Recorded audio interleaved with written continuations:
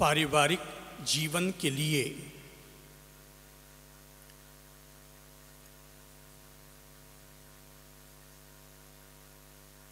रिश्तों में प्रेम और मिठास घोलने के लिए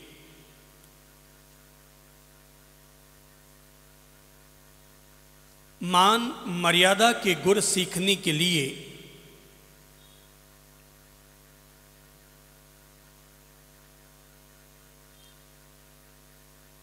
आज हम एक खास बिंदु पर चर्चा करेंगे।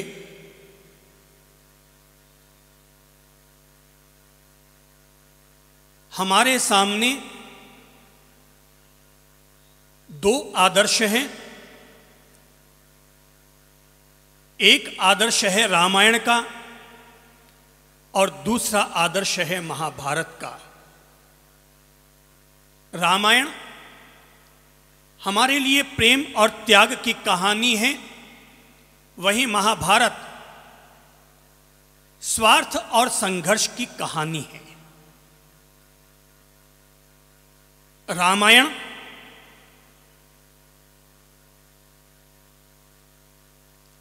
हमारे लिए किसी मानसरोवर की तरह है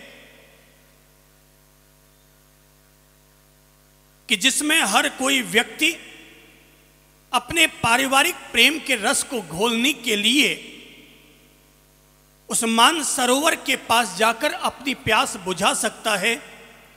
वहीं महाभारत हमारे लिए किसी मरुस्थल की तरह है कि जहां आदमी को अपना सिर पीटने के अलावा और कुछ नहीं मिलता।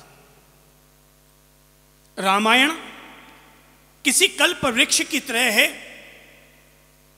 जिसकी छाया में हम अपने परिवार के हर सुख दुख को पूरा कर सकते हैं।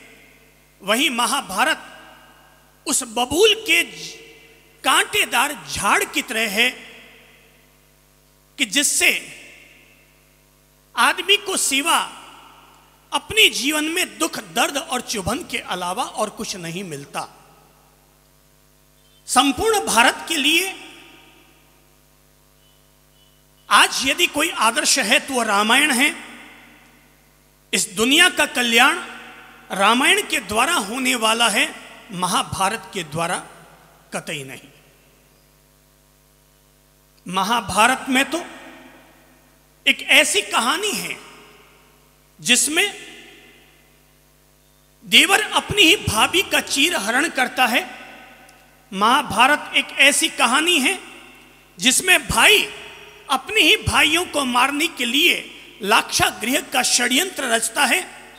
महाभारत एक ऐसी कहानी है जिसमें भाई अपने ही भाइयों को हराने के लिए जुए के दांव पेच खेलता है। महाभारत एक ऐसी कहानी है जिसमें भाई अपनी ही चचेरे भाई की जांग को तोड़ करके और उसके खून से अपनी पत्नी के बालों का स्नान करवाता है। जबकि रामायण अपने आप में एक आदर्श, एक ऐसा महान आदर्श उदाहरण लिए हुए है जिसमें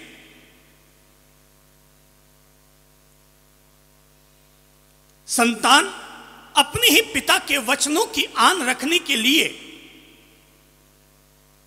न केवल 14 साल का वनवास ले लेते हैं बल्कि अपने जीवन के हर सुख दुख को अपने माता पिता के लिए समर्पित करते हुए सोचने की जरूरत नहीं समझते।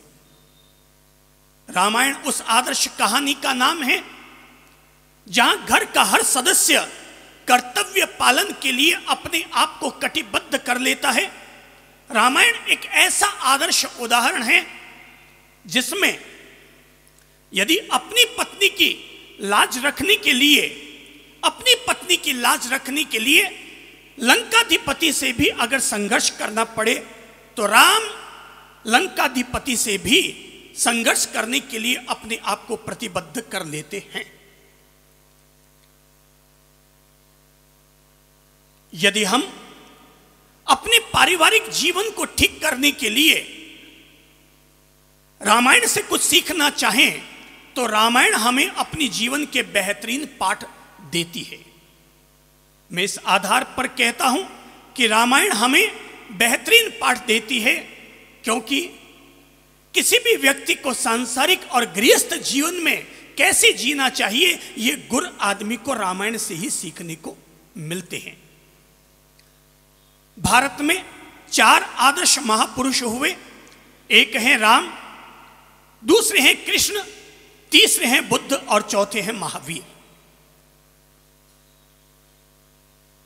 गृहस्थ जीवन में कैसे जीना चाहिए, पारिवारिक वातावरण में कैसे जीना चाहिए, ये बात अगर किसी से सीखने को मिलती है तो वो है श्री राम। करियर का निर्माण कैसे करना चाहिए, ये तत्व अगर कहीं से सीखने को मिलता है तो वो है कृष्ण। संसार में कैसे जीना चाहिए, ये राज अगर कहीं से सीखने को मिलता है तो वो है भगवान बुद्ध। और संयम और साधना करके व्यक्ति अपने मोक्ष पद को कैसे प्राप्त करे, ये गुर सीखने को मिलते हैं आदमी को भगवान महावीर से। राम, कृष्ण, बुद्ध और महावीर, ये 4 महापुरुष हुए और चारों महापुरुष हमें जीवन जीने के अपने अपने तौर तरीके सिखाते हैं।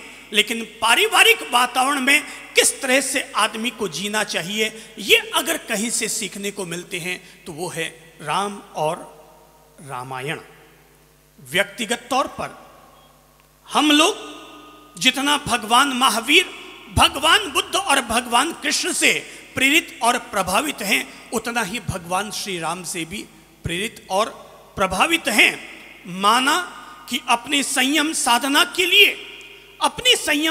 के लिए हम लोग भगवान महावीर को अपने जीवन का आदर्श मानते हैं, पर अपने व्यवहारिक जीवन को जीने के लिए हमारे लिए भगवान श्री राम परम आदर्श रहे हैं।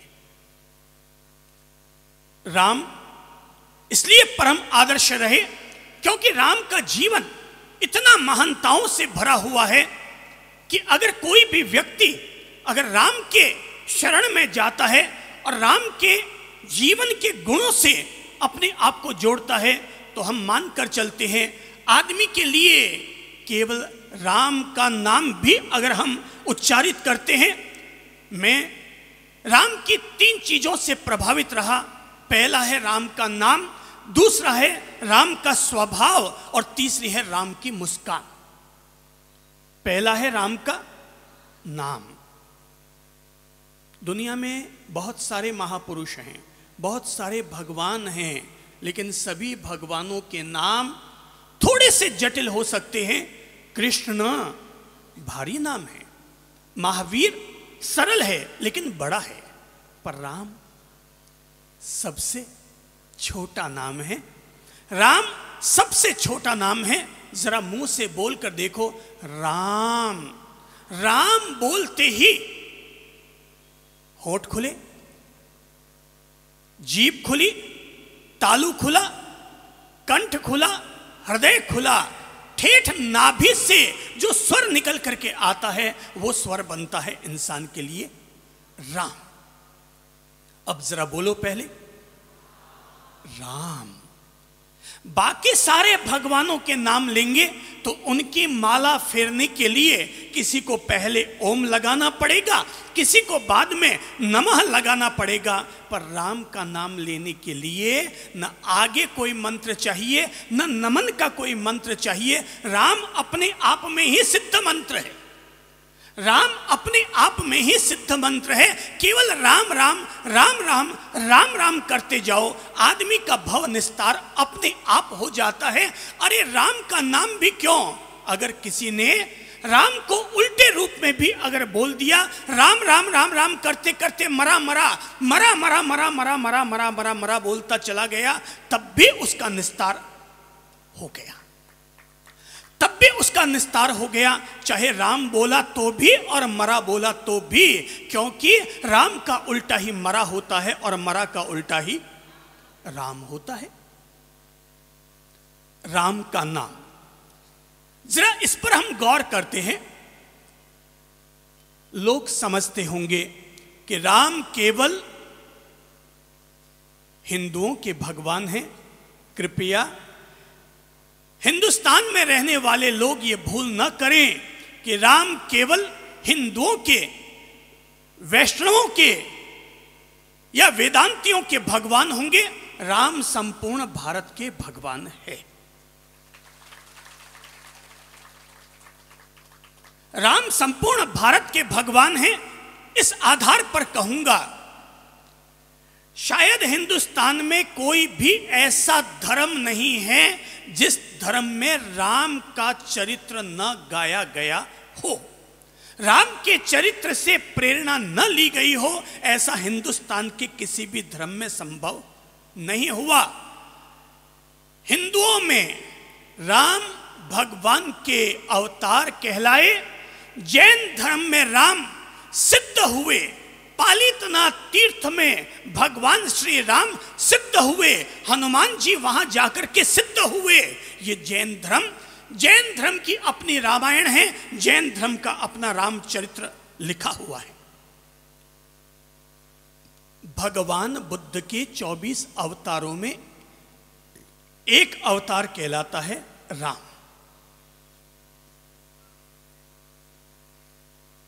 अगर जैन धर्म के लिहाज से कहूं तो राम शब्द, राम का पहला अक्षर क्या है? क्या है? जरा जोर से बोलिए तो। र। और अंतिम शब्द क्या है, अक्षर क्या है? म। अब जरा गौर कीजिए, राम का पहला अक्षर है र और राम का अंतिम अक्षर है म। जैन धर्म के पहले तीर्थंकर हैं जिनका नाम है ऋषभ देव जी। क्या नाम है? राम का र जैन धर्म के प्रथम तीर्थंकर ऋषभ देव जी का सूचक है और जैन धर्म के अंतिम तीर्थंकर हैं भगवान श्री महावीर। भगवान श्री महावीर और राम का म भगवान श्री महावीर का प्रतिनिधित्व करता है। एक राम बोलने से ऋषभ से लेकर के महावीर तक के 24 तीर्थंकरों का सम्मान अपने आप हो जाता है। इस्लाम धर्म में अल्लाह का ही एक नाम है रहीम। रहीम का र, राम का र है और इस्लाम धर्म के अंतिम पैगंबर है मोहम्मद साहब। राम का म उसी मोहम्मद साहब का पहला अक्षर है। तो एक प्रकार से राम का नाम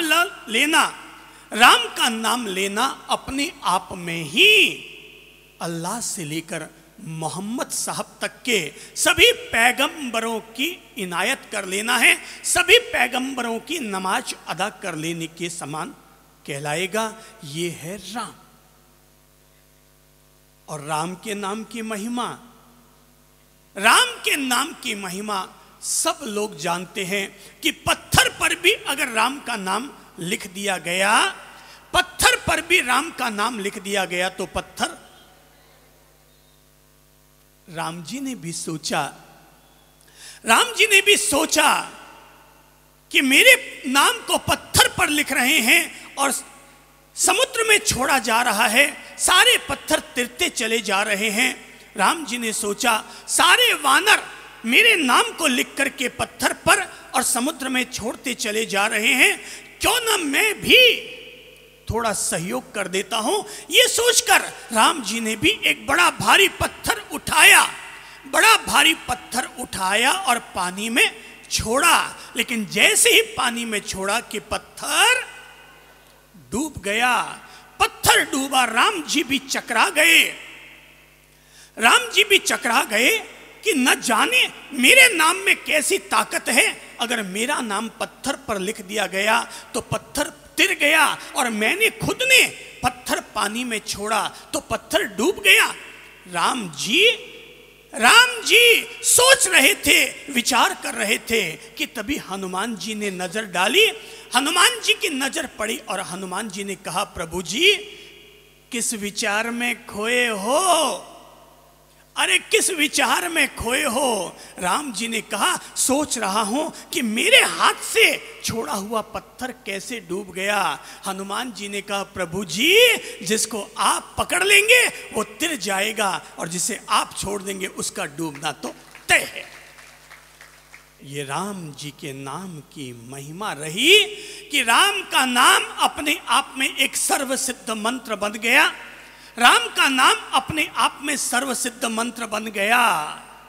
इतना ही नहीं, रावण का जब वध हुआ, रावण का जब वध हुआ तो रावण ने अपना वध होते ही जैसे ही नाभि में उनका अमृत सूखने लगा, उनकी नाभि में ब्रह्मास्त्र गिरा, वे समझ गए कि ये कोई सामान्य व्यक्ति नहीं, राम स्वयं भगवान है, राम स्वयं भगवान है। ये मानते हुए उन्होंने एक ही शब्द अंतिम चरण में बोला था रावण ने, और वो शब्द था राम। राम कहते हुए आसमान से जमीन पर आकर के गिर पड़े और कहते हैं केवल अंतिम चरण में रावण के द्वारा राम बोले जाने मात्र से रावण की गति मुक्ति हो गई। भारत के राष्ट्रपिता कहलाते हैं महात्मा गांधी। जरा बताओ, उन्होंने देश के नाम पर अंतिम अभिभाषण कौन सा दिया होगा? देश के नाम अंतिम पैगाम कौन सा दिया होगा? देश के नाम अंतिम शब्द क्या कहे होंगे? जब उन्हें गोली लग गई तो अंतिम शब्द क्या निकला था उनका? हे राम। अंतिम शब्द निकल करके आया हे राम। और हे राम कहते हुए उन्होंने अपनी अंतिम शरण श्री प्रभु शरणम, अपने श्री प्रभु की शरण उन्होंने स्वीकार कर ली। अंतिम शब्द उनका निकला था हे राम। आदमी जब जब पीड़ा में होता है तब तब एक ही शब्द निकलता है उसके भव निस्तार के लिए, और वो शब्द होता है हे राम। आदमी जब जब पीड़ा हो में होता है शब्द निकलता है हाय राम। राम आदमी के लिए मंत्र का काम करता है और आदमी को हर संकट से पार लगा दिया करता है। ये ऐसा सर्वसिद्ध मंत्र है। याद कीजिए, धारावाहिक रामायण जब आई थी तो हिंदुस्तान की क्या स्थिति बनी थी? धारावाहिक रामायण जब आई थी तो हिंदुस्तान की क्या स्थिति बनी थी? हवाई जहाज रुक जाते थे, ट्रेनों के टाइम बदल जाते थे, संतों के प्रवचन आगे पीछे करने पड़ते थे, और तो और विधानसभा और लोकसभा का समय भी धारावाहिक रामायण के दौरान बदल दिया गया था, क्योंकि सारे हिंदुस्तान पर एक ही चरित्र हावी हो गया था, और वो चरित्र था श्री राम का महान चरित्र। श्री राम का महान चरित्र कि ट्रेनें भी रोक दी जाती थी, और किसी समय अगर ट्रेन रोक दी जाती तो फाइन लगता, केस चलता। पर अगर रामायण के समय अगर कोई ट्रेन रोक देता तो गार्ड आकर के उसे धन्यवाद देता, धन्यवाद भाई, तूने स्टेशन आते ही ट्रेन रुकवा दी, तेरे कारण अब मेरे को भी धारावाहिक रामायण देखने का मुझे भी आनंद प्राप्त हो जाएगा। हम केवल इस एक बात से कल्पना कर सकते हैं कि जिस राम के चरित्र में ट्रेनों को रुकवाने की ताकत थी, जिस राम के चरित्र में हवाई जहाजों के फ्लाइट के टाइम बदलने की ताकत थी, लोकसभा और विधानसभा के समय भी बदलने की ताकत थी, क्या उस राम के चरित्र में हमारी जीवन और घर परिवार में सुख शांति लाने की ताकत नहीं है? मैं राम के चरित्र से प्रभावित रहा, राम के स्वभाव से प्रभावित रहा, राम की मुस्कान से प्रभावित रहा। हम तो बिना किसी संकोच के ये बात कह देते हैं कि शायद किसी और व्यक्ति ने राम और राम के चरित्र से कुछ सीखा या नहीं सीखा। राम का चरित्र शुरू ही श्रवण कुमार के कंधे से होता है। राम का चरित्र की शुरुआत श्रवण कुमार के कंधों से होती है, जो कि अपने माँ बाप को हिंदुस्तान के 68 तीर्थों की यात्रा करवाने के लिए कावड़ पर बिठाकर अपने माता पिता को लेकर के निकलता है। यही से ही राम के चरित्र की शुरुआत होती है। और हम बिना किसी संकोच के सम्मान पूर्वक ये कह दिया करते हैं कि श्रवण कुमार ने माता पिता को 68 तीर्थों की यात्रा करवाने के लिए अपने कंधे और कावड़ का उपयोग किया था। और चंद्र प्रभु और ललित प्रभु ने अपने माता पिता के आत्म कल्याण के लिए, कि जब वे संन्यास लेना चाहते थे तो उनकी सेवा के लिए हम छोटे 2 भाइयों ने भी संन्यास जीवन में धारण कर लिया। राम का स्वभाव देखो, समझो और प्रेरणा लो। राम का महान स्वभाव क्या? राम का यह महान स्वभाव रहा कि जब, याद कीजिए, नदिया के किनारे राम पहुंचे हैं और राम को पहुंचने पर नौका की तलाश है। छोटे छोटे उदाहरण देता हूं। पहले राम के स्वभाव से कुछ सीखने के लिए,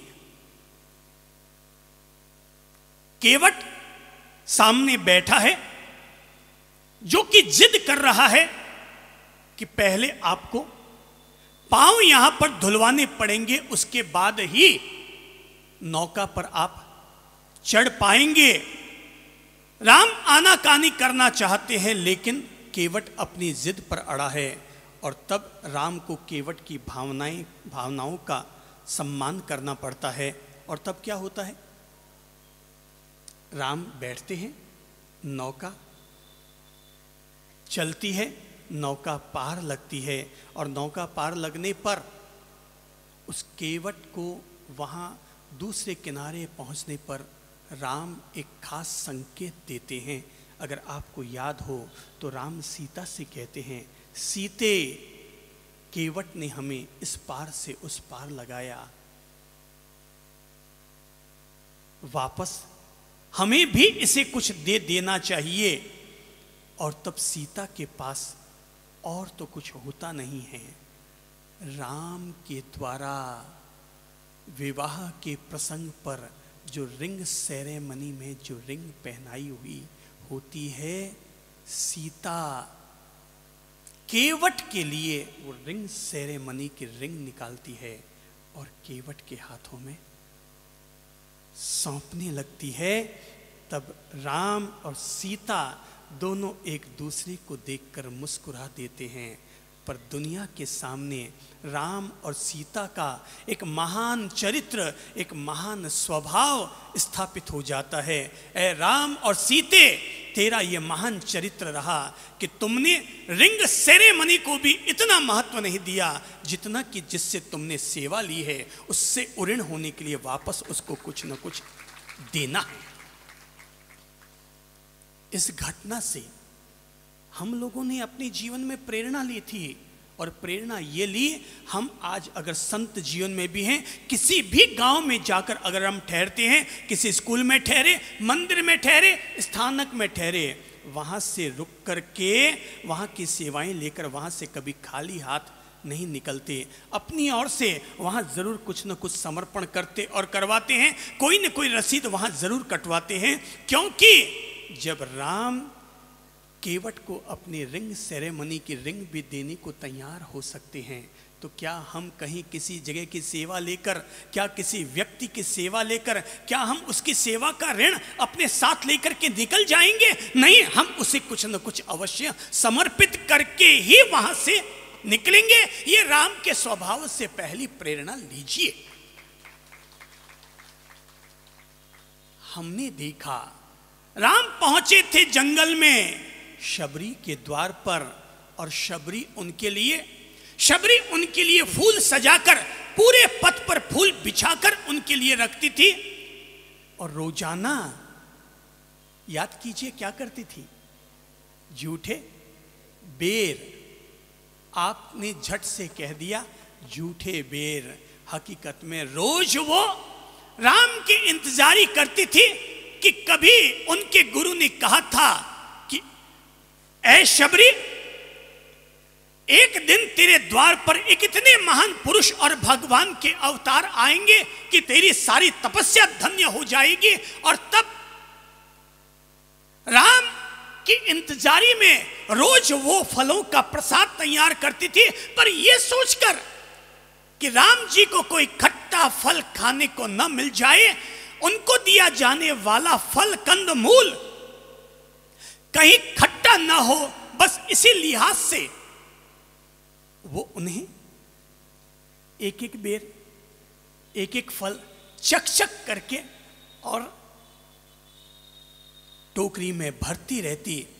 राम, तेरे महान स्वभाव से ये सारा हिंदुस्तान आज भी सीखता है, तेरे महान स्वभाव से ये सारी दुनिया आज भी प्रेरणा लेती है कि राम उन झूठे बेरों को झूठा बेर नहीं समझते, बल्कि एक एक बेर को खाते हुए शबरी की श्रद्धा और शबरी की भावना का सम्मान करते रहते हैं। हालांकि लक्ष्मण जी को थोड़ा सा बुरा तो लगता है कि झूठे बेर खाने को मिल रहे हैं, पर राम तेरा महान चरित्र, तेरा महान स्वभाव, तूने कभी ये नहीं देखा कि बेर झूठे थे, तुमने केवल ये देखा कि शबरी की श्रद्धा कितनी महान थी।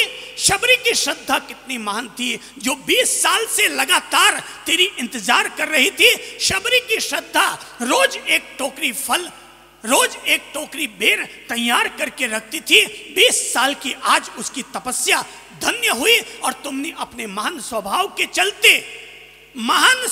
के चलते जब राम जी 14 साल के बाद वापस लौट कर आते हैं, 14 साल के बाद वापस लौट कर आते हैं, उन्हें मिथिला नगरी में ससुर जी के द्वारा आमंत्रित किया जाता है। तब वहां पर भोजन करते हुए जनक जी पूछते हैं, भोजन कैसा बना?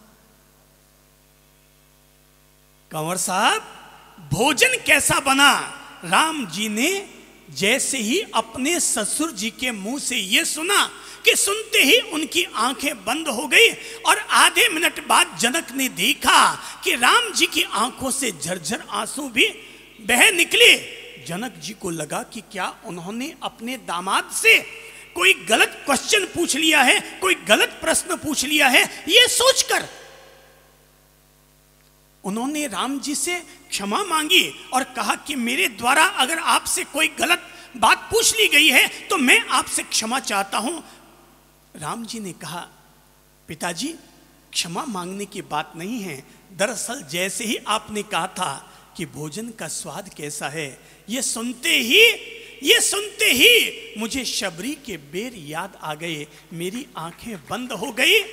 मुझे शबरी के बेर याद आ गए, मेरी आंखें बंद हो गई, और मेरी आंखें इसलिए झरझर आंसू बहाने लगी क्योंकि मुझे लगा कि जिंदगी में जो स्वाद मुझे शबरी के बेरों में आया है, वो स्वाद मुझे आज तक जिंदगी में और कहीं भी नहीं आया। न तो माँ के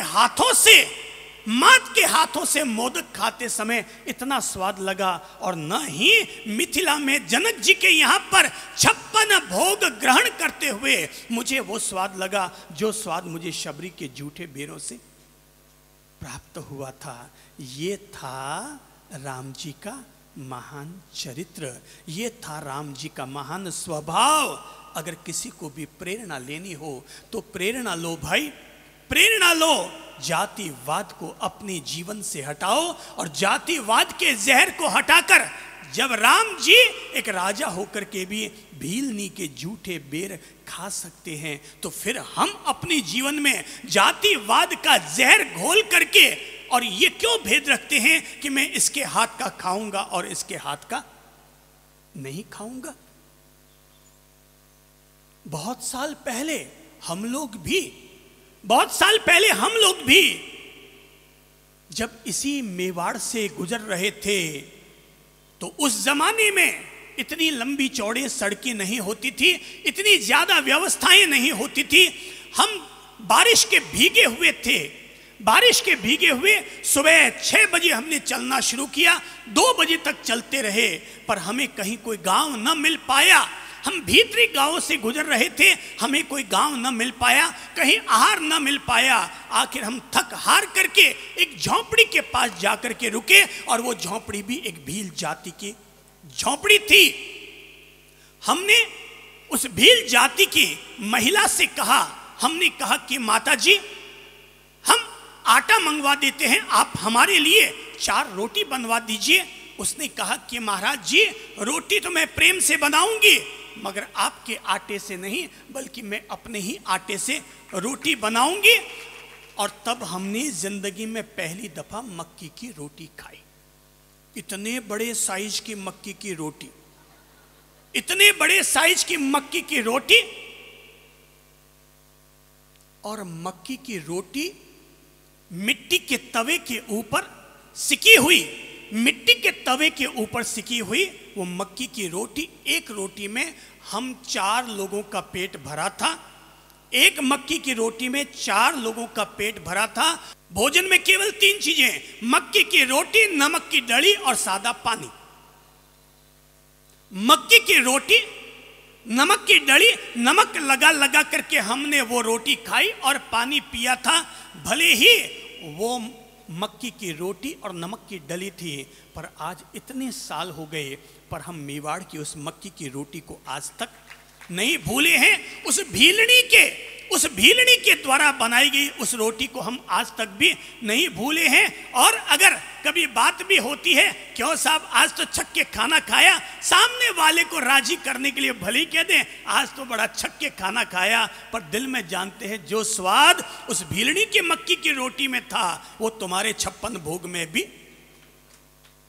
नहीं है। मैं आपको राम के जीवन की महानता एक और बताऊंगा, उनके स्वभाव की महान उदारता का एक उदाहरण और दूंगा। और उदाहरण है, याद कीजिए, राम और रावण के बीच में युद्ध हुआ, और आखिर युद्ध के दौरान इंद्रजीत क्या हुआ? मारा गया। इंद्रजीत मारा गया। युद्ध के परिणाम में एक को जीतना है, एक को हारना है, लेकिन महान और उदार स्वभाव का उल्लेख करते हुए सबको प्रेरणा लेने की बात कहूंगा। और यह बात कहूंगा कि जैसे ही इंद्रजीत का शव राम के सामने आता है, सुग्रीव कहते हैं इंद्रजीत मारा गया, और इंद्रजीत का शव सामने लाया जाता है। सुग्रीव कहते हैं महाराज राम, आदेश दीजिए, इंद्रजीत के शव को टुकड़े टुकड़े करके चील और गीधों को फेंकने का आदेश दीजिए। तब राम कहते हैं नहीं, ऐसा दुष्कर्म कभी नहीं करेंगे। राम तब इंद्रजीत के सम्मान में खड़े होते हैं, समझिएगा इस बात को। राम तब इंद्रजीत के शव के सम्मान में खड़े होते हैं और कहते हैं, माना रावण ने मां सीता का अपहरण किया होगा, लेकिन इंद्रजीत जैसी संतान धरती पर कहीं पैदा नहीं होती, जिसको यह पता लग जाने के बाद भी कि मेरे पिता ने गलत किया, पर केवल अपने पिता का साथ देने के लिए कि एक पुत्र कहीं अपने पिता से विमुख ना हो जाए, इसलिए अपने पिता का साथ देने के लिए इसने अपने अपने प्राणों की आहुति दी। अरे मैंने भी अपने पिता के वचनों की आन रखने के लिए 14 साल का वनवास लिया था, और इसने भी अपने पिता की आन रखने के लिए अपने प्राणों की आहुति दी। तब राम उनके सम्मान में खड़े होते हैं, और खड़े होकर इतिहास बताता है, रामचरितमानस की यह अत्यंत सम्माननीय घटना है कि राम तब अपना उत्तरीय वस्त्र उतारते हैं, और अपना उत्तरीय वस्त्र उतारकर सम्मान के रूप में समर्पित करते हैं, और कहते हैं कल तक ये दुश्मन था, लेकिन आज ये एक महान संतान के रूप में मेरे सामने आई है। ये राम इंद्रजीत का सम्मान करता है। और तब ये जीवन की घटना अपन सब लोगों को प्रेरणा देती है कि अगर तुम्हारा भी कोई दुश्मन हो, पर मरने के बाद वो भी सम्मान के काबिल होता है। अगर कोई दुश्मन भी है लेकिन मरने के बाद वो सम्मान के काबिल होता है। जीते जी हो सकता है उतार चढ़ाव चाहे जैसे आ जाएं, लेकिन मरने के बाद तो वो भी सम्माननीय हो जाया करता है। राम का महान चरित्र, राम का महान स्वभाव, राम की महान मुस्कान, और इससे भी बढ़कर है पारिवारिक प्रेम को ठीक करने के लिए, पारिवारिक प्रेम को ठीक करने के लिए राम के जीवन से जुड़ी हुई महान रामायण। मंगल भवन अमंगल हारी, द्रवहु सुत दशरथ अचिर विहारी। राम सिया राम जय जय राम, राम राम सिया राम जय जय राम। मंगल भवन मंगल हारी, द्रवहु सुत दशरथ अचिर विहारी। राम सिया राम जय जय राम, राम सिया राम जय जय राम। गुरु ग्रह गए पठन रघुराई, गुरु ग्रह गए पठन रघुराई। अल्पकाल विद्या सब पाई। राम सिया राम जय जय राम, राम सिया राम जय जय राम। राम सिया राम जय जय राम। दीन दयाल विरुद्ध संभारी, दीन दयाल विरुद्ध संभारी। हरहु नाथ मोरा संकट भारी। राम सिया राम जय जय राम, राम सिया राम जय जय राम। ताली वादन और ताली बजाकर देखो कि ताली में से क्या आवाज आ रही है। राम राम राम राम, देखो ताली में से क्या आवाज आ रही है। राम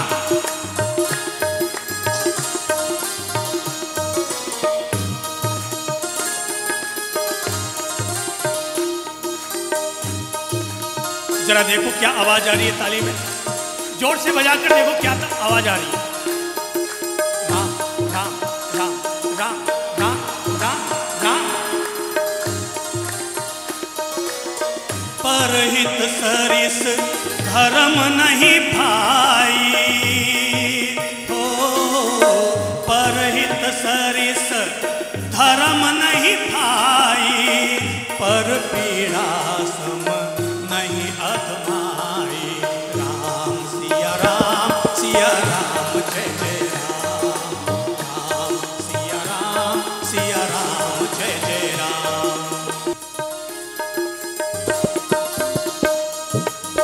जाकी रही भावना जैसी, हो प्रभु मूरत देखी दिन तैसी।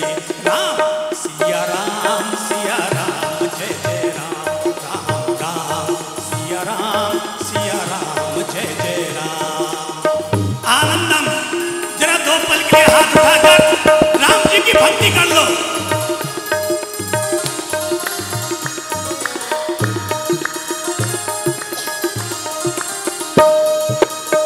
मंगल भवन अमंगल हारी, सब बोलो। मंगल भवन द्रवहु सुत दशरथ अचिर विहारी। राम सिया राम जय जय राम, राम सिया राम जय जय राम। जाकी रही भावना जैसी, हो जाकी रही भावना। प्रभु मूरत देखी दिन तैसी। राम सिया राम जय जय राम, बोलो। राम सिया राम जय जय राम। रघुकुल रीति सदा चली आई, प्राण जाहि पर वचन न जाई। राम सिया सिया राम जय जय राम, राम सिया राम आनंदम मस्ती से, राम सिया राम सिया राम, आहा राम सिया राम सिया राम। देखो हर ताली में क्या आवाज आ रही है, राम राम राम राम राम राम राम राम, राम सिया राम जय जय, राम सिया राम जय जय राम, राम सिया राम जय जय राम। रामायण हमें सिखाती है पारिवारिक प्रेम का महत्वपूर्ण पाठ। रामायण हमें पहला पाठ सिखाती है, ऐ मेरे भाई बहनों, रामायण हमसे कहती है अपने अपनी जीवन में पलने वाले स्वार्थों का त्याग कीजिए। अगर हम अपने परिवार में पारिवारिक प्रेम के मंत्र घोलना चाहते हैं तो रामायण हमें पहला मंत्र देती है, अपने परिवार में पलने वाले स्वार्थों का त्याग कीजिए। क्योंकि स्वार्थ अगर रामायण के समय में भी पैदा हो गया तो परिणाम ये निकला कि राम जी का 14 साल का वनवास हो गया।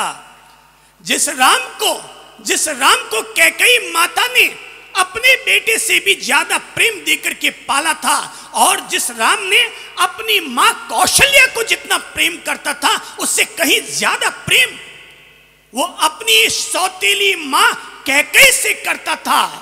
जब तक आदमी के भीतर प्रेम का भाव रहता है तब तक कोई भी दो मां दो नहीं होती, पर जैसे ही स्वार्थ की दीवार बीच में आकर खड़ी हो जाती है, माताओं में भी सौतेलापन आ जाता है, और घर में रहने वाली देवरानी जेठानी सास बहू भाई भाई में भी दीवारें आकर के खड़ी हो जाया करती है। ऐ मेरे भाई बहनों, रामायण हमें पहला पाठ यही सिखाती है कि अगर हम भी अपने घर में स्वार्थ की दीवारें लाकर खड़ी कर देंगे तो परिणाम ये होगा, भाई भाई टूटेंगे, देवरानी जेठानी टूटेगी, सास बहू टूट जाएगी। टूटा हुआ घर कभी परिवार नहीं कहलाता। जैसे अगर पानी सूख जाए तो तालाब में केवल दरारें रह जाया करती है, ऐसे ही घर परिवार में भी जब एक बार प्रेम टूट जाता है, एक बार जब स्वार्थ आकर के खड़ा हो जाता है, घर का सरोवर भी दरार में बंट जाया करता है। दीवार में अगर दरार आ जाए तो दीवार गिर जाती है, और रिश्तों में अगर दरार आ जाए तो रिश्ते भी टूट जाया करते हैं। मेरे भाई बहनों, जब हमारा नाखून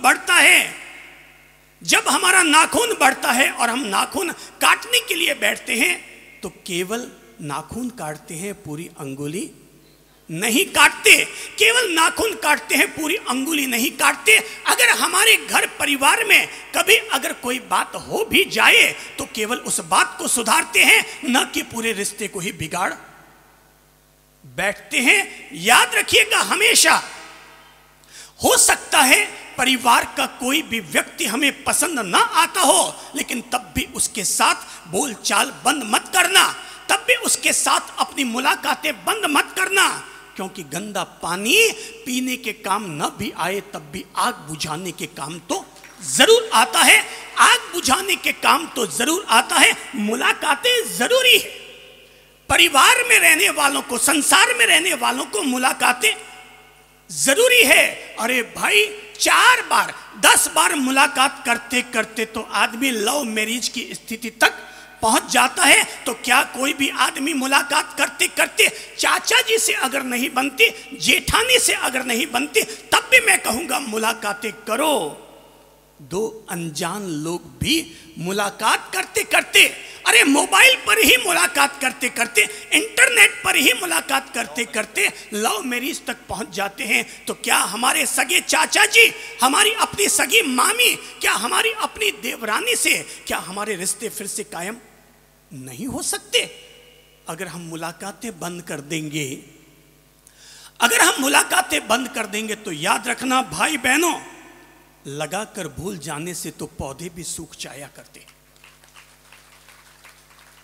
लगाकर भूल जाने से तो पौधे भी सूख जाया करते हैं। इसलिए साल में एक बार दो बार कोई ना कोई मौका तलाशते रहो। इसीलिए आपने कभी सोचा कि बेटी की शादी हो जाती है, बेटी की शादी हो जाती है, वो अपने ससुराल चली जाती है, पर फिर भी होली दिवाली ही सही पर बेटी को बुलाने की परंपरा आज भी है।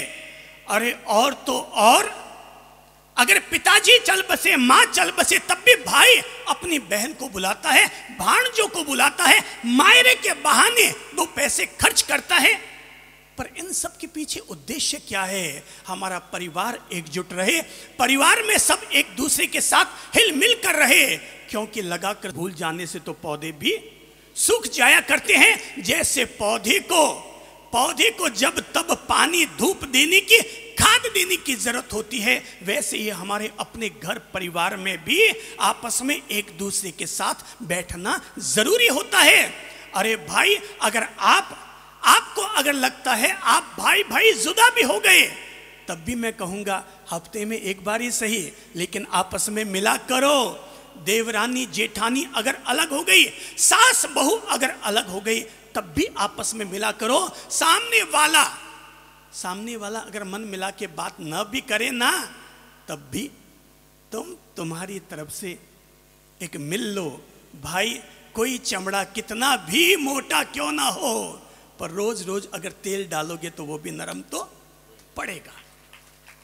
रोज रोज अगर अपनी मुलाकातों का तेल डालोगे, मिठास से बोलने का अगर तेल डालोगे, सॉरी कह के अगर आप अपना तेल डालोगे, तो वो चमड़ा, मैंने आपकी चमड़ी नहीं कही है क्योंकि वो सामने वाला मिल नहीं रहा है, वो चमड़ा हो चुका है, लेकिन चमड़ा भी आखिर तो नरम पड़ता ही है। अगर कोई चमार भी जूता बनाता है तो कड़क चमड़े को पहले एक दिन तक पानी में भिगोता है, क्योंकि उसको पता है कि पानी में भिगोने से चमड़ा नरम पड़ता है। और इसी के आधार पर मैं आपसे ये कहता हूं कि जब एक जानवर का चमड़ा भी पानी में भिगोने से नरम पड़ सकता है, तो क्या आपकी मीठी जबान से, आपके प्रेम भरे व्यवहार से, आपकी मुलाकात से क्या अगले का चमड़ा नरम नहीं पड़ेगा?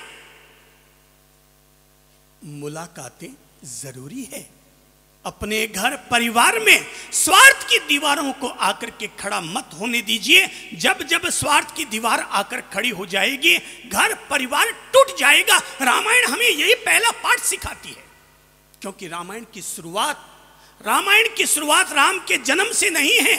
रामायण की शुरुआत राम के गुरुकुल से नहीं है। रामायण की शुरुआत उनके स्वयंवर से नहीं है। रामायण की शुरुआत है कैकेयी के द्वारा स्वार्थ में आ जाने के कारण, मंथरा से प्रेरित होकर के स्वार्थ में आ जाने के कारण, मांगे गए 2 वचनों के कारण रामायण की शुरुआत होती है। घर टूटा, अयोध्या टूटी, राजमहल टूटा, महाराज दशरथ का दिल टूटा। वजह क्या बनी? स्वार्थ। वजह क्या बनी? एकमात्र स्वार्थ बना। इसीलिए रामायण हमसे जीवन का यह महत्वपूर्ण पाठ सिखाती है कि अपने परिवार में स्वार्थ को आकर के खड़ा मत होने दो। झगड़े कितना, घर में झगड़ा कितना। आम तौर पर एक आम इंसान के घर में 20 तोले से ज्यादा सोना नहीं होता। आम तौर पर एक आम व्यक्ति के घर में 2 प्लॉट से ज्यादा प्लॉट नहीं होते। 10-20 साड़ियों से ज्यादा साड़ियां नहीं होती। अब मैंने पहना कि आपने पहना, इसमें क्या फर्क पड़ा? इसमें क्या फर्क पड़ा? मेरे कपड़े सारे शांति प्रिय जी पहनते हैं, अब इसमें मेरा क्या घिसा? कपड़ा तो पहनना ही है, उनके लिए भी मुझे व्यवस्था करनी है, इनके लिए भी मुझे व्यवस्था करनी है। तो फिर मेरा कपड़ा इन्होंने पहना, इनका कपड़ा मैंने पहना, इसमें फर्क क्या पड़ा? भाई कपड़े में तो फर्क नहीं पड़ा, पर मन अगर ऊंचा है तो कहीं कोई फर्क आता ही नहीं है। सब एक साथ रहते हैं, एक जैसा जीते हैं, सब एक साथ रहते हैं, एक जैसा जीते हैं। महीने में 30 दिन ललित प्रभु जी मेरे लिए रोटी चूरते हैं और मैं रोटी खाता हूं। महीने में 30 दिन। और अगर किसी दिन रोटी चूरने वाली अगर सब्जी नहीं है और बिना चूरे अगर खाना खा लेते हैं तो खाना खाने के बाद भी लगता है खाना तो खा लिया पर तृप्ति अभी तक नहीं आई। तृप्ति इसलिए नहीं आई कि चूरा हुआ नहीं खाया, तृप्ति इसलिए नहीं आई कि भाई के हाथ का चूरा हुआ नहीं खाया। भाई के हाथ का चूरा हुआ नहीं खाया। स्वार्थ कभी बीच में आने ही नहीं दिया, स्वार्थ कभी बीच में आने नहीं दिया। शायद हिंदुस्तान में, पूरे हिंदुस्तान में हो सकता है बहुत सारे लोग महाराज बने होंगे, बहुत सारे भाई भाई महाराज बने होंगे, पर सारे महाराज जितने भी बने ना सब अलग अलग हो गए। महाराज बनकर के भी, संत बनकर के भी भाई भाई अलग अलग हो गए, क्योंकि महत्वाकांक्षाएं बढ़ जाती है, स्वार्थ की दीवारें बीच में आकर के खड़ी हो जाती है। और हम जैसे दोनों भाई दोनों ही अपनी औकात रखते हैं, पर फिर भी कभी झगड़े नहीं होते, लड़ाई नहीं होती। होली दिवाली एक दूसरे का माथा चूमना नहीं भूलते, रोजाना एक दूसरे का पांव छूना नहीं भूलते, और रोजाना एक दूसरे को पांव छूकर रोजाना हम आपस में एक दूसरे का पांव छूते हैं, प्रणाम करते हैं, पंचांग प्रणाम करते हैं, और प्रणाम करके पांव से हाथ लगा करके, और जो हाथ होता है उसे फिर अपने प्यार से, पांव छुए हाथों को फिर अपने होठों से लगाते हैं, प्यार करते हैं, दिल से या शीश से लगाते हैं और आनंद मनाते हैं। हम भाई भाई साथ हैं, हम भाई भाई साथ हैं। हमने और कुछ किया या नहीं किया, पर अपने आप को राम लखन जैसा जरूर बनाया। हमने अपने आप को राम लखन जैसा जरूर बनाया। हाँ, अगर आपने अब तक राम लखन ना देखा हो तो हमें देख लीजिए। अगर आपने राम लखन ना देखे हो तो हमें देख लीजिए। राम लखन केवल रामायण में पढ़ने की चीज नहीं है, बल्कि जीवन में जीने जैसी चीज है। इसलिए मैंने कहा स्वार्थ मत आने दो। मैं तो कहूंगा दिल बड़ा रखो। और दिल बड़ा कैसे रखो? बहुओं, आपके पीहर से जो माल आए ना, आपके पीहर से जो माल आए, ले जाकर सीधा अलमारी में मत रखो, सासू मां को ले जाके दे दो। जो भी आया 1 साल तक प्रयोग करके देखो, जो भी माल आए ले जाके दे दो। राखी पर इस बार 700 रुपये आपके पास आए, ले जाकर सासू मां को या पति को पकड़ा दो। सासू मां को दे दो, पति को दे दो, जेठानी को दे दो, जेठ को दे दो। जरा एक बात बताइए, आपने सासू मां को इस राखी पर 700 आए और दिए, क्या सासू मां उस पर कब्जा जमाएगी? जरा बोलो तो बहनों, नहीं जमाएगी। क्या करेगी? डबल करके देती है। ये बहुएं बोल रही हैं कि डबल करके देती है। इसका मतलब यह हुआ घर में अलमारी में रखोगे तो तेरा माल तेरा रहेगा, पर अपने माल को सबके लिए रख दोगे तो सबका माल भी तेरा माल हो जाएगा, तो सबका माल भी तेरा ही माल हो जाएगा। बड़प्पन रखो। जो माल आए, पति ने ला कर दिया, साड़ी लेकर के आए, रख दो, बीच आंगन में रख दो। दिल को बड़ा करके देखो, अरे दिल को बड़ा करके देखो। आपके बीच भी अगर राम लखन जैसा प्रेम ना हो जाए तो मुझसे कहना। हमारे बीच में राम लखन जैसा प्रेम इसलिए नहीं है क्योंकि हम स्वार्थ में पड़ चुके हैं। हमें केवल अपनी अलमारी, अपना कमरा, अपना बेडरूम, अपना बिस्तर, अपना तकिया, अपना चद्दर, हमें सब कुछ अपना अपना अपना दिखाई देता है। भाई है तो सब कपड़ा, अपने कमरे में बिछा तो और उसके कमरे में बिछा तो धोना पड़ा। अरे यार, इतने सारे 20 कपड़े धोते हो, उसमें अगले के भी 4 चदरें धो दिए तो हमारे कौन सा हाथ में सड़ पड़ गया? अगर हमने अगले के 4 चदरें हमने भी धो दिए, हमारे क्या फर्क पड़ गया? जेठानी जी कपड़े धोने जा रही है और देरानी ने अगर कह दिया दीदी मैं कपड़े धोने जा रही हूं, आप अपने कपड़े मुझे दे दीजिए, दीदी संकोच तो खाएगी, पर आपने दोबारा अगर कह दिया तो दे भी देगी। पर आपने 4 कपड़े उसके धो करके उसके दिल में इतनी बड़ी जगह बना डाली है। आपने 4 कपड़े उसके धो करके इतनी बड़ी जगह अपने दिल में बना ली है उसके लिए कि अब बताइए वो आपके लिए किस तरह की कुर्बानी करने को तैयार हो जाएगी। आज अगर आप साड़ी पहनकर निकलेगी और आपकी साड़ी अगर सही नहीं है, क्या आपकी जेठानी आपसे नहीं कहेगी कि छोटी बहन मेरे पास अच्छी साड़ी है, मैं ला करके देती हूं, तुम कुर्बान करके देखो, अगला अगर तुम पर बलिदान ना हो जाए तो मुझसे कहना। अगर वो तुम पर बलिदान ना हो जाए तो मुझसे कहना। आप भाई भाई अगर हैं और भाई भाई अगर बीच में स्वार्थ के भाव अगर लेकर के आ जाएंगे तो भाई भाई टूट जाएंगे। आज जितने भी भाई भाई अलग अलग रहते होंगे, सोच लो क्या कारण रहा होगा। या तो पैसा आया होगा, या जमीन का टुकड़ा आया होगा बीच में। भगवान तो कहते हैं सबे भूमि गोपाल की, मैंने धरती को पैदा किया, सारी धरती मेरी है। और हम बेवकूफ कहते हैं ये जमीन का टुकड़ा मेरा और ये जमीन का टुकड़ा तेरा। भगवान तो कहते हैं सबे भूमि गोपाल की, तूने धरती को पैदा नहीं किया, पैदा तो मैंने किया है। और तू वहां पर 4 रुपये चढ़ा करके कहता है इस पर मेरा कब्जा, ये मेरे नाम से पंजीकृत। भगवान कहते हैं कर ले पंजीकृत, जाएगा तो अपने साथ एक मुट्ठी मिट्टी भी अपने साथ नहीं ले जाएगा, जमीन का टुकड़ा और प्लॉट तो कहां से लेकर जाएगा। दे दे, अरे दे दे, अपने भाई के नाम भी दे दे। अगर भाई भाई के रिश्ते बने हुए रहते हैं, 2 जमीन के टुकड़े दिए जाने पर तो दे दे। भाई भाई, अगर भाई एक टुकड़ा देता है तो भाई भाई के लिए टुकड़ा भी दे दे। टुकड़े तो यहीं रह जाएंगे, लेकिन तुम्हारी कुर्बानियां हमेशा अमर हो जाएगी। तुम्हारी कुर्बानियां हमेशा अमर हो जाएगी। और तब याद कीजिए, जब राम जी को 14 साल वनवास का आदेश हो चुका था, राम जी ने प्रण कर लिया था कि आगे निकलूंगा 14 साल का वनवास करने के लिए, कि तभी सीता आ गई। और सीता मैया ने आकर के कहा था मैं भी आपके पद चिन्हों का अनुसरण करूंगी, मैं भी आपके पद चिन्हों का अनुसरण करूंगी। राम ने लाख समझाया, पर सीता ने कहा जब आप अपना धर्म निभा रहे हैं तो मुझे अपना धर्म निभाने से क्यों रोक रहे हैं। और तब राम विवश हो जाते हैं और सीता का भी वनवास तय हो जाता है। राम भी वस्त्र बदलकर आ चुके हैं महल की चौखट पर, सीता भी आ चुकी है महल की चौखट पर। और तभी लक्ष्मण जाता है अपनी मां सुमित्रा के पास और जाकर कहता है माते माते 1 मिनट रुको। बोले बोलो बेटा क्या हो रहा है।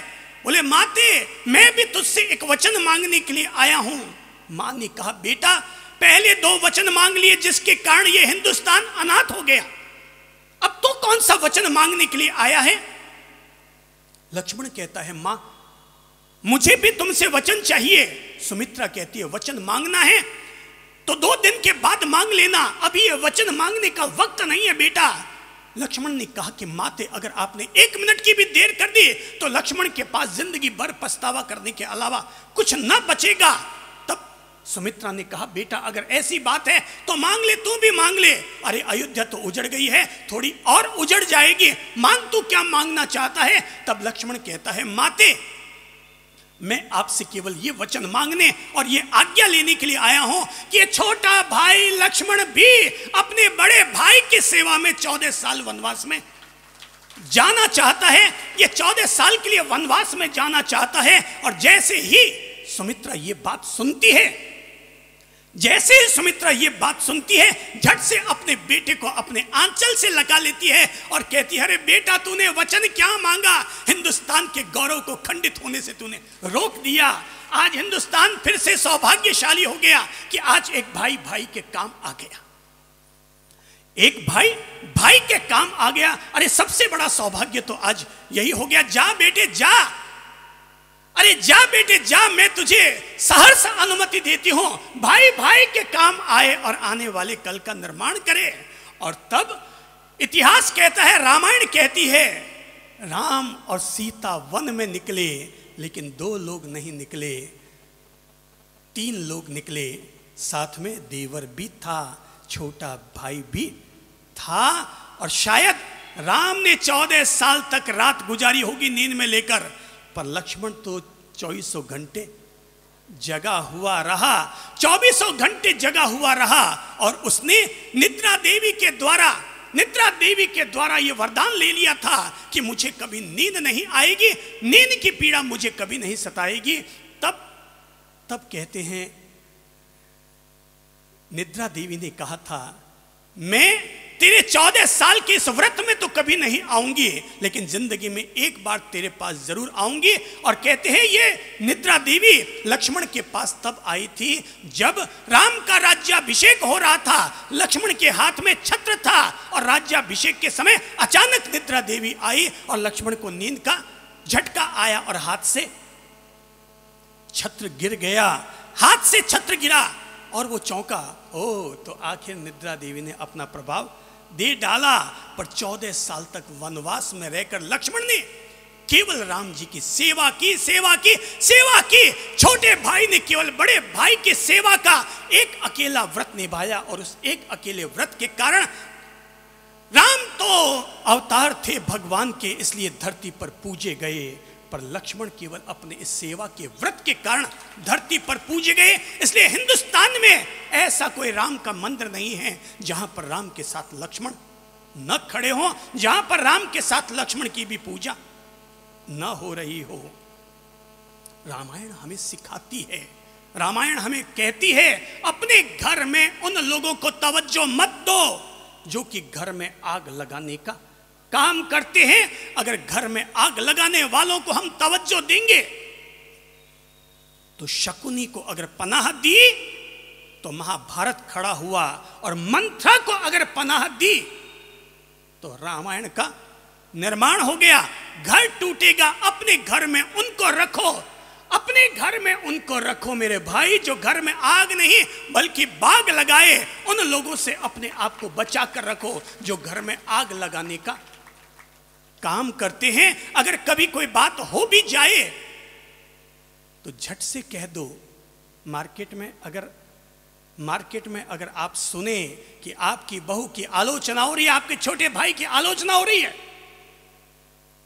घर में केवल सासूपना मत दिखाओ, सासूपना असली मार्केट में दिखाओ, सासूपना असली मार्केट में दिखाओ। घर में मैं बड़ा हूं ये मत दिखाओ, बल्कि मार्केट में अपना बड़प्पन दिखाओ। और मार्केट में बड़प्पन ये दिखाओ, ओ भाई मेरे छोटे भाई के खिलाफ बोलने से पहले 4 बार सोचना, अपने घर की जाकर के सोच। मेरा छोटा भाई जैसा भी है मेरा भाई है, मेरे भाई के लिए मैं सोचूंगा, तुझे कुछ बोलने की जरूरत नहीं है। अगर आपकी बहू के लिए कभी कोई टिप्पणी कर भी दे तो मार्केट में अपना सासूपना दिखाओ, और मार्केट में सासूपना दिखाते हुए कहो मेरी बहू है, हम घर में लड़ते हैं कि झगड़ते हैं ये हमारा मामला है, मेरी बहू मेरी बेटी से भी बढ़कर है, उसके खिलाफ अगर बोला तो जबान खींच लूंगी तेरी। मेरी बहू के खिलाफ अगर कुछ बोला तो तेरी जबान खींच लूंगी। ऐ मेरे भाई बहनों, घर में उन लोगों को तवज्जो दीजिए जो घर को बाग बनाते हैं, न कि उन लोगों को जो कि घर को आग लगाते हैं। रामायण हमें सिखाती है, रामायण हमें सिखाती है कि हर घर परिवार में संकट तो आ सकता है, लेकिन संकट जब भी आए तुम धैर्य, साहस और समझदारी से उसका सामना करना। घर में भी कोई ऊंची नीची बात हो सकती है, लेकिन जब भी ऊंची नीची बात हो जाए तब अपने घर परिवार में समझदारी से, साहस से, धैर्य से उस कसौटी से बाहर निकल जाना। ऐ मेरे भाई बहनों, संकट तो आया था, जिस व्यक्ति का राज्याभिषेक होने वाला था उस व्यक्ति को वनवासी होना पड़ रहा है। क्या इससे बड़ा और कोई संकट होता है क्या? जिस पत्नी की रक्षा के लिए, जिस पत्नी की रक्षा का व्रत लेकर के राम वनवासी बने थे, उसी पत्नी का अगर अपहरण हो गया और लंका में अगर युद्ध होने जा रहा है तो क्या इससे बड़ा और कोई संकट आता है क्या? लेकिन उन घड़ियों में भी राम के चरित्र से सीखने को मिलता है कि हम लोग अपने घर परिवार में भी जब भी कोई संकट आए, जब भी कोई उपद्रव आए, जब भी कोई कष्ट आ जाए, भाई भाई मिलकर सब एक दूसरे के सुख दुख में सहभागी बन करके उस संकट का सामना कीजिए। आज अगर छोटे भाई ने व्यापार में अगर घाटा लगा दिया, बाकी के भाई लोग मिलकर के उसका सहयोग कीजिए और वापस उसको कंधे से कंधा दे करके उसे खड़ा कर लीजिए। भाई होने का मतलब यही हुआ कि भाई भाई का साथ दे। ध्यान रखो मेरे भाई बहनों, एक आदमी के 2 हाथ होते हैं, एक आदमी के 2 हाथ होते हैं, पर अगर 2 भाई आपस में मिल जाए तो कितने हाथ हो जाते हैं? 4 भुजाएं हो जाती है। और जहां आदमी की 4 भुजाएं हो जाती है वहां आदमी खुद 4 भुजानाथ बन जाया करता है, वहां आदमी खुद चार भुजा नाथ बन जाता है, जहां दो भाइयों की ताकत साथ में है। आपको पता है हमें कितनी बड़ी सहूलियत है। लोग हमें कहते हैं सब आप शिष्य क्यों नहीं बनाते यार, झंझट में कौन जाए, छोटा परिवार सुखी परिवार। हम 3-4 लोग हैं, बड़े आराम से जीते हैं, सुख से जीते हैं। ज़्यादा पंपाड़ पाड़ लेंगे तो छाती कूटा बढ़ जाएगा, खुद का संभाल नहीं पाते, अब उनका और संभालो। आज अभी अगर 6 चेले बना लेंगे, अब उनकी रोटियों की व्यवस्था और बैठो, उनका खाना पीना पहनना ओढ़ना, कभी वो कुछ बोलेगा कभी वो रोएगा। जैसे घर में 4 बच्चे हो तो कभी वो रोता है उसको चुप करो, और कभी उसको राजी करो, कभी उसको डेयरी मिल्क दिलाओ, कभी उसको पर्क दिलाओ, और कभी ये सब में पूरी धमा चौकड़ी चलती रहती है। अपना छोटा परिवार सुखी परिवार, एक दूसरे के सुख दुख में अगर हम सहभागी बन जाते हैं। आपको पता मुझे अभी कहीं गड़बड़ हो जाए ना तो पता है भाई दूसरा भाई सॉलिड है, वो संभाल लेगा। ललित प्रभु जो कुछ गड़बड़ हो जाए वो लेके चिंता नहीं है, दूसरा भाई सॉलिड है, वो सब संभाल लेगा।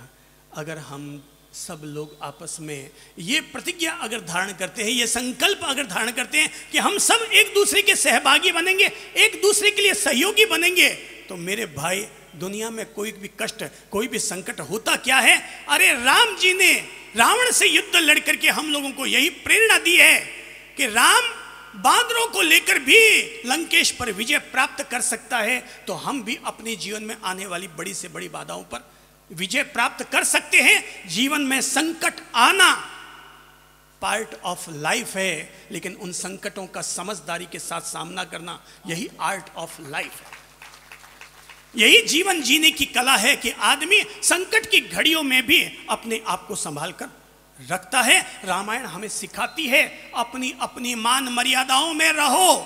रामायण हमें सिखाती है अपनी अपनी मान मर्यादाओं में रहो, क्योंकि मान मर्यादा का एक बार अतिक्रमण कर दिया, लक्ष्मण रेखा का एक बार अतिक्रमण कर दिया, सीता जी को अपने सुखों से वंचित होना पड़ा, लंकेश के द्वारा अपहरण किया गया। क्योंकि अगर कोई भी व्यक्ति अपनी मान मर्यादाओं को, लक्ष्मण रेखाओं को अगर छोड़ देगा तो उसका अतिक्रमण हो सकता है, उसका अपहरण हो सकता है। आपकी भी अपने कुल की मर्यादाएं होंगी, आपकी भी अपने घर की मर्यादाएं होंगी। बड़े बुजुर्गों, अपने बच्चों को कभी शाम को लेकर बैठा करो, और शाम को जब बैठो ना एकांत में अकेले लेकर बैठो, अपनी बहुओं को अकेले लेकर बैठा करो और उन्हें समझाया करो कि बेटा हमारे समाज की, हमारे कुल की क्या मर्यादाएं हैं, कौन सी लक्ष्मण रेखाएं हैं जिनका कि तुम्हें पालन करना है। पहले दिन ही बता दो, अगले दिन तुम कहते हो मार्केट में आने के बाद मेरे छोटे भाई की बहू तो मेरे सामने घूंघट ही नहीं रखती। तो भाई पहले से उसको अपनी मर्यादाएं बता दो कि बेटा अपना सिर ढक करके बैठना ये मेरे घर की मर्यादा है। तो पहले से ही उन्हें अपने घर की कुल की मर्यादाएं पहले से ही उन्हें सिखा दो। रामायण हमें कहती है अपनी अपनी मान मर्यादाओं में रहो। रामायण हमें सिखाती है मृग तृष्णाओं में मत उलझो, क्योंकि मृग तृष्णाओं में उलझने के कारण ही, नकली हिरण के माया जाल में उलझने के कारण ही राम जी को अपनी पत्नी से हाथ धोना पड़ा था। अगर हम भी झूठी मृग तृष्णाओं में उलझ गए तो हम भी अपने घर परिवार की सुख संपत्ति से वंचित हो जाएंगे। और अंतिम बात इतना जरूर कहूंगा, और अंतिम बात ये कहूंगा, ऐ मेरे भाई बहनों, रामायण हमें कहती है कभी भी किसी की निंदा मत करो, मिथ्या दोष मत लगाओ, वरना सीता जैसी महासती को भी, सीता जैसी महासती को भी वनवासी होना पड़ता है। केवल हमारे द्वारा कहे जाने वाले अनर्गल शब्दों के कारण सामने वाले व्यक्ति की इज्जत आबरू मटिया मेट हो जाती है। लोगों को पता है निंदा करने में बड़ा रस आता है। लोगों को सबसे बड़ा रस किस में आता है पता है आपको? सबसे ज्यादा रस किस में मिलता है? गन्ने के रस में रस नहीं मिलता, एप्पल और पाइनएप्पल में रस नहीं मिलता, जितना कि रस आदमी को किसी दूसरे की निंदा करने में, दूसरे की आलोचना करने में आदमी को रस मिलता है। सत्य की तलाश कोई नहीं करता, दुनिया अंधी होती है।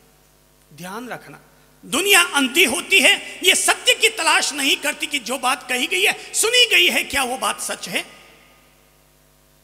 क्या वो बात सच है। लोग ये नहीं समझते और सीधा उसने इसको कहा, वो अगले को 4 फोन करके, अरे भाई थे सुनियो गई, एड़ी बात आई है थे सुनियो, अरे भाई मारा नाम मत लीजिए तो है कि नहीं कहे तो मारो नाम मत लीजिए। छोटी सी बात, यहां अभी हम 60 दिन बोलेंगे ना, आजाद चौक में चातुर्मास हमारा 4 महीने का है, हम लोग भीलवाड़ा में 4 महीने रहेंगे, पर अभी हम जब आजाद चौक में बोल रहे हैं 60 दिन बोल रहे हैं, रोज अच्छा बोल रहे हैं, ठीक है थे आओ सुनिया और पाछा गया। पर अगर 60 दिन में से कितने दिन, 60 दिन में से 1 घंटा अगर हम बोलते हैं, 1.25 घंटा अगर हम बोलते हैं, 1.25 घंटा में हम 32 पेज का प्रवचन देते हैं। कितने पेज का? 32 पेज। 1.25 घंटे का हमारा प्रवचन जब लिखा जाता है, लिपिबद्ध होता है, तो 1.25 घंटे का प्रवचन 32 पेज उससे भरते हैं हमारे। 1.25 घंटे का अगर हमने 32 पेज का आप लोगों के सामने लेक्चर दिया, अब सोचो 60 दिन में कितने पेज होंगे? कितने पेज होंगे? 2000 पेज हो जाएंगे। 60 दिन में 2000 पेज हो जाएंगे। हमने 60 दिन में अच्छी बातें कितनी कही, उसकी चर्चा होगी या नहीं होगी। पर 60 दिन में बोलते हैं कोई एक शब्द, कितना कहा मैंने, एक शब्द भी अगर हल्का निकल गया तो 60 दिन पर पानी फिर जाएगा। और ये फेरने वाले कौन होंगे? जो रोजाना खड़े होकर हमें हाथ जोड़ते हैं, हमारे पांव पड़ते हैं, साहब आपके प्रवचन तो क्या है। यही सारे लोग 60 दिन जो सुनने वाले, यही पूरे मार्केट में हैं। महाराज तो आज एड़ी बात कह दी हैं, महाराज तो आज एड़ी बात कह दी। एड़ी बात कोई महाराज ने थोड़ी कहनी चाहिए। और पता नहीं क्या क्या टिप्पणियां होनी शुरू हो जाएंगी। अरे भाई टिप्पणियां करनी है तो 60 दिन जो अच्छी बातें कही है उन बातों की टिप्पणियां कीजिए। घर जाकर अपने बच्चों से सुनाइए, पड़ोसियों से कहिए कि गुरुजी ने आज ये बात कही, और तुम अपनी जिंदगी में अगर जोड़ोगे तो तुम्हें भी इससे फायदा होगा। तुम भी अपने जीवन से जोड़ोगे तो तुम्हें भी फायदा होगा। अपनी ओर से दूसरों के लिए तारीफ की बात करो। मिथ्या दोषारोपण सबसे बड़ा पाप है। कोई व्यक्ति अपनी ताज जिंदगी में रोज 100 गायों का दान दे दे, पर केवल एक बार अगर किसी की निंदा और आलोचना कर देगा, उसके द्वारा की गई रोज की 100 गायों का दान व्यर्थ हो जाएगा। 100 गायों का दान उसका व्यर्थ हो जाएगा। ऐ मेरे भाई बहनों, सीता जी को याद करके जीवन में अपने परिवार में ये प्रेरणा लीजिए। हम अपनी देरानी जेठानी भाई भतीजा परिवार में मामा मामी कभी भी किसी की निंदा और आलोचना नहीं करेंगे। तारीफ होती तो कीजिए, प्रशंसा होती है तो कीजिए। प्रशंसा पा करते चींटी भी पहाड़ लांग जाया करती है, गधा भी घोड़े की तरह हिनाना लग जाया करता है। करनी है तो तारीफ करो। भगवान ने सम्मान औरों को देने और दिलाने के लिए बनाया है। और निंदा अगर करनी है तो कमरे में बैठकर लोगों की नहीं, अपने आप की निंदा करो कि मैं कितना कचरे से भरा पड़ा हूं, मुझ में कितना क्रोध है, मुझ में कितनी वासनाएं और विकार भरे पड़े हैं। अगर निंदा करनी है तो अपने आप की करो। निंदा करनी है तो आत्म निंदा करो। अपने आप की निंदा करके अपने आप से कहो कि मैंने अपने जीवन में अब तक क्या क्या दुष्कर्म किए, क्या क्या गलत काम किया। मेरे हाथ से अब तक कितनी बार गेट खोलते हुए छिपकली मरी है। मेरे द्वारा अब तक कितनी बार ग्राहकों से झूठ बोला गया है। मैंने अब तक कितनी बार सेल टैक्स, इनकम टैक्स की चोरी की है। मेरे द्वारा अब तक गैस चूल्हा जलाते समय अब तक कितनी बार काकरोच मरे हैं। अरे निंदा करनी है तो अपने आप की करो मेरे भाई, जिससे कि आपका निस्तार होगा। औरों की अगर हमने निंदा की, जीवन भर का सारा पुण्य व्यर्थ हो जाता है, सारा धर्म कर्म व्यर्थ हो जाता है। आज अपने परिवार के लिए एक कसम ले लो, एक प्रतिज्ञा ले लो। हम मार्केट में, पब्लिक में जब भी अपने भाई परिवार, मामा मामी, चाचा चाची, देवरानी जेठानी जब भी करेंगे, उनके 4 गुणों की प्रशंसा करेंगे। कभी भी उनके नेगेटिव बातों की चर्चा हम लोगों के बीच नहीं करेंगे।